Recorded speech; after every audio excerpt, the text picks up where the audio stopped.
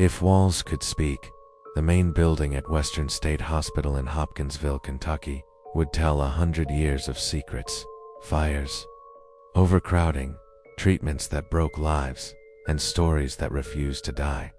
Tonight, we're stepping inside those stories, documented history, tragic incidents, and the local ghost lore that's grown up around this old asylum.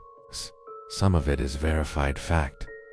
Some are stories passed quietly between nurses and orderlies who worked the night shift and became local tales. And some, just some, has bled into popular culture in ways most people never realize. Because it was here, according to locals and early classmates, that a young film student named John Carpenter once walked these halls on a psychology field trip. He was studying human behavior, visiting the wards, taking notes, doing what students did back then. Carpenter would later tell interviewers that he'd once met the most deeply disturbed patient I've ever seen in this asylum. And that is what became the seed of a legend, the faceless killer known as Michael Myers. What follows are the stories that still circulate among those who've worked here, tales of the fire that scarred the walls. Some have explanations, others defy them, though them linger like the smell of disinfectant and smoke that never quite leaves these halls. Keep your lights low. Let's step inside. The Burning Ward, an inventory of ashes and iron. The first great tragedy at Western State Hospital came long before electricity ever reached these halls. A tragedy defined by iron and neglect.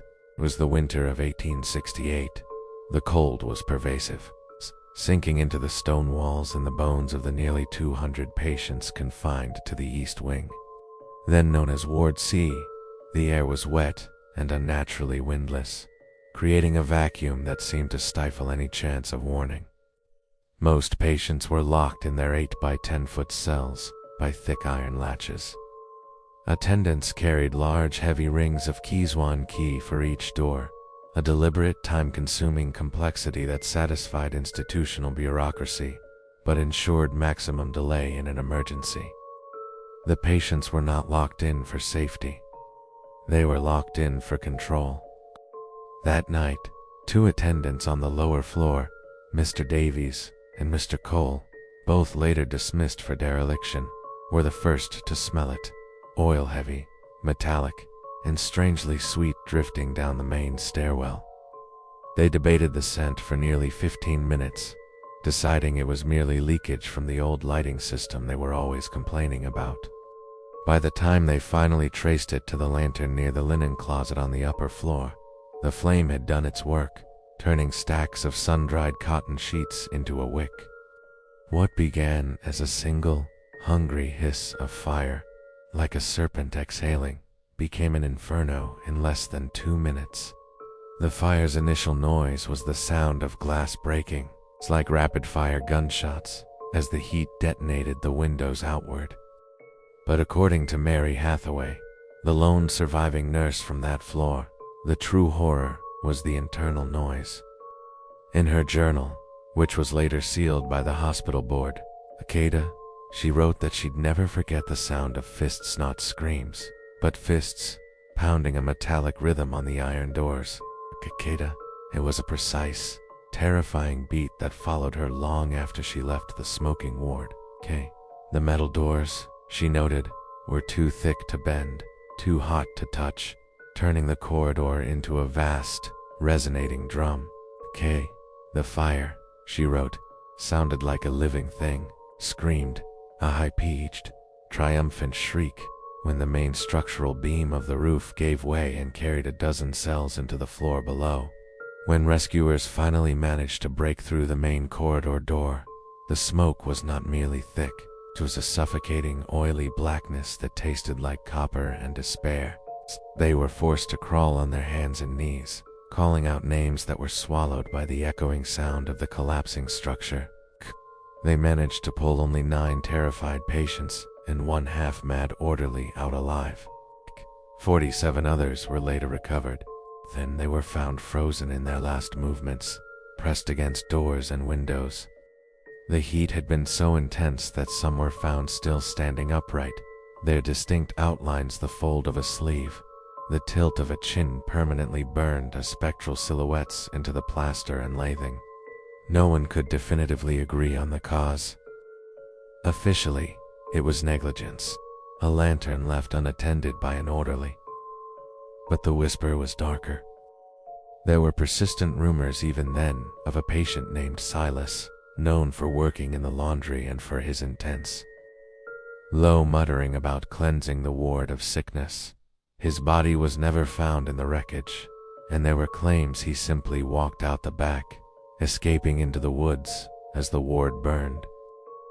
In the months that followed, the eastern wing was sealed off with brick and plaster. The surviving walls were scrubbed with lye, scraped, and replastered, but attendants claimed the smoke smell never entirely faded. Even in summer, the air inside the sealed wing stayed unnaturally heavy, the cloying scent of burnt varnish and something else underneath, sour and faintly metallic, like old blood oxidizing on the floorboards. Nearly a century later, in 1963, during a routine and deeply unwanted renovation, maintenance crews opened a section of that same eastern wall. They expected debris. Behind the 2 layers of modern plaster, they found charred structural timber and the rusted outline of a bed frame, the unmistakable remains of an 1868 cell. But they found something far more disturbing, a series of handprints burned black into the wood. They were small and narrow, and the marks were not flattened, but long, parallel rake marks, as if someone had desperately clawed at the surface while the wood was still smoldering. The foreman, a man named Jenkins, who had seen war, ordered the section sealed again that same day. He couldn't shake the image of the final, furious struggle. For weeks afterward, the horror transitioned from physical evidence to active haunting. Workers reported that their tools went missing from the site, only to be found meticulously stacked and arranged right against the newly patched over wall section. The night security guard, Mr. Garrity, swore he heard the faint, precise clink of keys echoing in the locked hallway, long after everyone had gone home.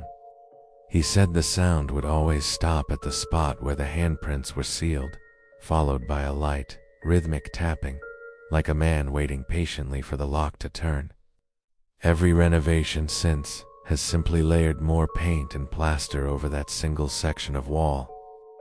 And every winter, when the old steam radiators throughout the hospital hiss to life, staff say the air in Ward C immediately becomes heavy.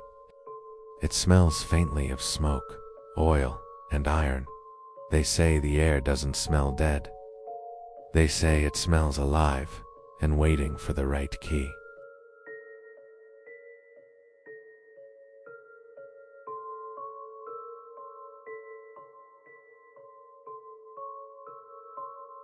The Night Nurse of Ward E. Inventory of a corridor. Ward E was the wing everyone feared, and for good reason.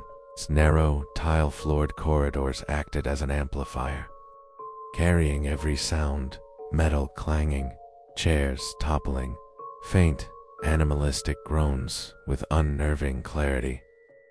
The air itself was a mixture of harsh antiseptic and something older, a sour, institutional scent of old fear and sweat that seemed physically embedded in the plaster. The patients housed here were deemed the most violent, the most unpredictable, the impossible to anticipate. That night, Clara Whitmore had been assigned to the late shift, a placement the senior nurses privately called a cruel joke. She was barely out of training, her uniform still crisp, and visibly nervous.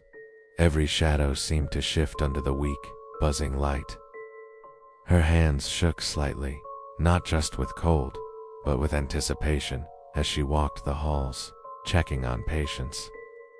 She whispered reassurances, "Everything is fine, just resting."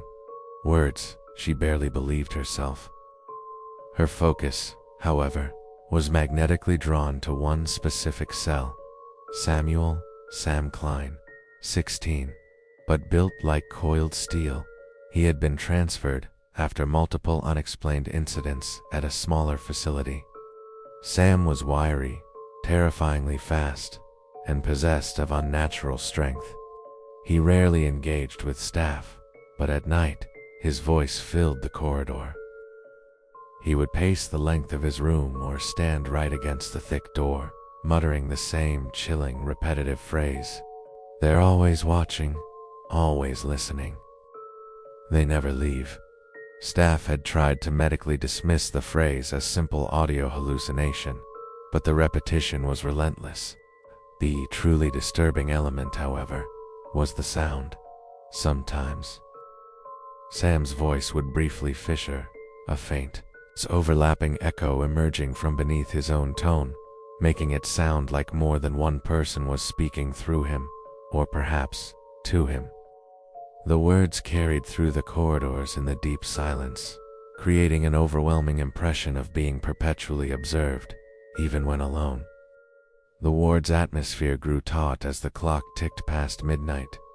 Clara found herself slowing down near Sam's door, the faint scent of fear rising from her own collar. Suddenly, Sam's agitation escalated past pacing. A vicious shriek, unlike anything human, tore through the corridor. He began flailing violently in his room, slamming his body into the cinder block walls, throwing the metal-bolted furniture. The plaster on the walls began to tremble visibly, showering fine dust onto the floor. Clara, driven by protocol and sheer panic, and completely unsure of what to do, fumbled with the keyring. She slid his heavy door open and stepped into the room with abrupt, poorly controlled movements, attempting to restrain him. Sam lashed out immediately, fueled by terror and rage. It was a blur of chaotic motion. A chair, ripped from its floorbolts, toppled. A metal gurney, used for moving linens, slid across the floor and slammed into the opposite wall. Clara stumbled backward, her feet catching on a loose tile. She fell against the cold, unforgiving steel frame of an empty bed. Her head struck the rail with a heavy, sickening sound. The last sensation she felt was the buzzing light above her, replaced by a deep, final ringing. By the time the single, overworked attendant on the floor reached her, Clara was already gone, her pristine white uniform stained dark against the gray tile. After Clara's death, Ward E didn't just feel empty, felt reoccupied. Stuff reported bizarre, specific phenomena. Doors swinging open silently by themselves, only to slam shut a second later. The inadequate fluorescent lights flickered in rapid, rhythmic patterns, as if being manually switched off and on. They began hearing footsteps, not heavy, but light, purposeful footfalls, echoing along empty corridors, always just behind them. Most disturbingly, the new night nurses claimed to feel a cold, fleeting presence brushing past their shoulders or standing just at the edge of their vision. A silent, pale figure in white, moving with the same hesitant, wide-eyed look Clara had worn. They felt they were being actively, silently observed.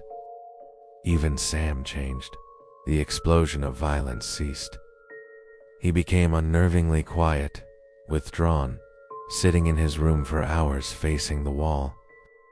Yet, every now and then, late at night, he would pace the halls, whispering with a haunting clarity, "They're always watching, always listening, to never leave."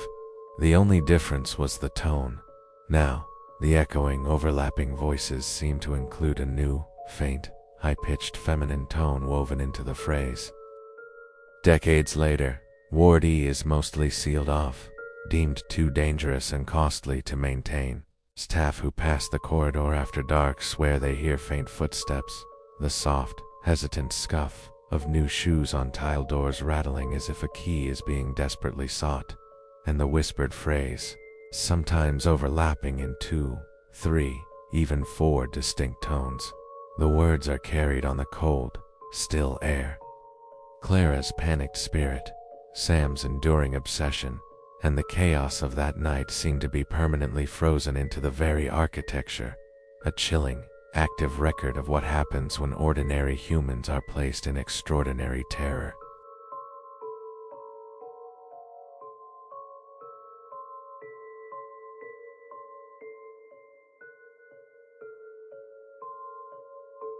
The Graveyard Choir, the resonance of forgotten names, behind Western State Hospital, Key, where the manicured lawn finally surrendered to decades of neglect. The old cemetery waited. The boundary was marked by a high, rusted chain-link fence and a gate that had settled sideways into the mud. Beyond it was a desolate field of sinking cracked stones, listing at impossible angles. Most names were gone now, letters meticulously erased by rain and time, leaving the granite smooth as river rock. Yet, the air here still felt profoundly occupied, heavy, cold, like a breath caught and held in the throat of the earth itself. Staff who worked the deep night shift didn't speak of apparitions. They spoke of the singing. It always began the same way. A single female voice, surprisingly clear, distant, and undeniably sweet, carrying a melody that was too delicate, too vibrant to belong in a place of such decay. Then, slowly, almost reluctantly, other voices would join in off-key, uneven, sometimes a whole measure behind, as if each singer were remembering the song from a different life, fighting through the fog of memory and death to find the notes. The song was an old standard, a tune of love and ownership. I know you belong to somebody new. Tom Willis, an orderly, barely 20, new to the job and trying to save money for college, first heard it while wheeling a squeaky aluminum supply cart down the long back corridor of the West Wing. The melody floated through a cracked upper window pane, thin as smoke. His first thought was practical. Someone left an ancient radio in the old doctor's lounge. But when he stepped out onto the maintenance ramp to investigate, the sound was everywhere, emanating not from a single source, but seemingly from the ground, the skeletal branches of the dead trees, and the forgotten graves themselves. Tom followed the increasing volume of the music to the fence line. The moon barely cast any usable light on the dense field of stones. The air was colder here, pressing down on his chest. He could make out a shimmer in the tall, dormant grass, not an object, but a diffused light, like breath condensing rapidly in the extreme cold. It pulsed faintly, in time with the song. Kea he watched, the choir swelled. Kea, the harmony, though sweet in its core, began twisting and breaking apart into dissonant layers, the individual voices struggling, almost fighting for dominance. Kea. The melody reached its devastating climax, the voices drawing the final words out, slow and unnervingly personal. ... But tonight, you belong to me. The words bent, slowed, almost pleading, carrying a terrible weight of possessiveness and grief. At that moment, the air around Tom grew thick with the cloying scent of damp, freshly overturned soil mixed with the sharp, sterile scent of hospital disinfectant. It was the smell of the past rising, combined with the sterile present. Then, with an audible, final snap that sounded like a record needle lifting, silence returned. Not a living thing stirred, no cricket, no bird, no wind. A complete absence of natural noise. Tom said his instinct was to bolt, but the rusted gate he had walked through seconds earlier had already swung shut, the heavy latch clicking into place.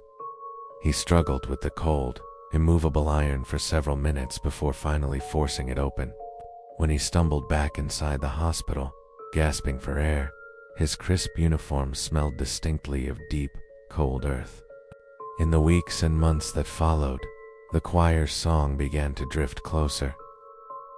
Others heard the same tune through the hallways of the West Wing, faint and crackling, spelled in a phonograph whose volume knob was stuck to a phonograph no one could locate.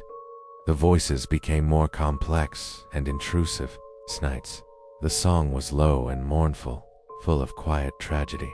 Other nights, the singers would laugh loudly and unnervingly between verses, a sound too human, too reckless, and too aware to be merely the wind. This laughter suggested not just sorrow, but a kind of shared, demented glee. Senior staff recalled that the hospital had buried its unclaimed patients in that lot, those with no family, no history, whose only common bond was the building itself. Even now, workers who pass the perimeter fence after dark claim the melody reliably returns on calm nights. It rises from the cemetery with the ground mist, wraps around the cold, silent hospital walls, and always ends with that impossible, claiming line, a line that suggests the living are merely visitors in the building of the dead. But tonight, you belong to me. Western State Lunatic Asylum in Staunton, Virginia. It began as a place meant to care for the mentally ill, but the walls witnessed horrors few could imagine. Fires that consumed entire wards, patients lost to violent outbursts, attendants overwhelmed or disappeared, and a young nurse falling victim to the chaos of Ward E. And then there were the patients who never had a choice. Between the 1920s and 1970s, under Virginia's Eugenical Sterilization Act, hundreds were forcibly sterilized in the asylum, men and women, some barely able to speak. Procedures performed in secrecy, leaving echoes of fear, cries, and whispered names that no one remembers today. Some say the very walls absorbed their panic and pain. On quiet nights, faint murmurs, scratching, and whispered pleas can still be heard, fragments of voices no one can fully comprehend. Western State Lunatic Asylum saw it all: fire, blood, tragedy, the chaos of human despair, and yet life carried on. In the 1970s, the asylum was abandoned, its halls emptied but not silent. Some wings were converted into a prison, where men walked the same corridors once haunted by the cries of patients. Even then, the walls seemed to remember the echoes of screams, the faint shuffle of invisible footsteps, the whispers of those who had been silenced, still lingering long after lights flickered out. When the prison closed, parts of the buildings were left to decay, and others were repurposed for people to live or work within its walls. But even now, in its new incarnation, the past clings to the walls. Visitors and residents report unexplained footsteps, cold drafts, fleeting shadows, and the faint echo of voices singing or whispering through the halls. The tragedies, the fires, the deaths, the silenced patients, the graveyard choir, they are all threads woven into the memory of this place. Some say the building is just brick and mortar, but if you walk its corridors at night, past the sealed wards, overgrown cemeteries, and the remnants of a prison's echoing halls, you might hear it. I know you belong to somebody new, and for Western State Lunatic Asylum, perhaps that is the only truth that has ever remained.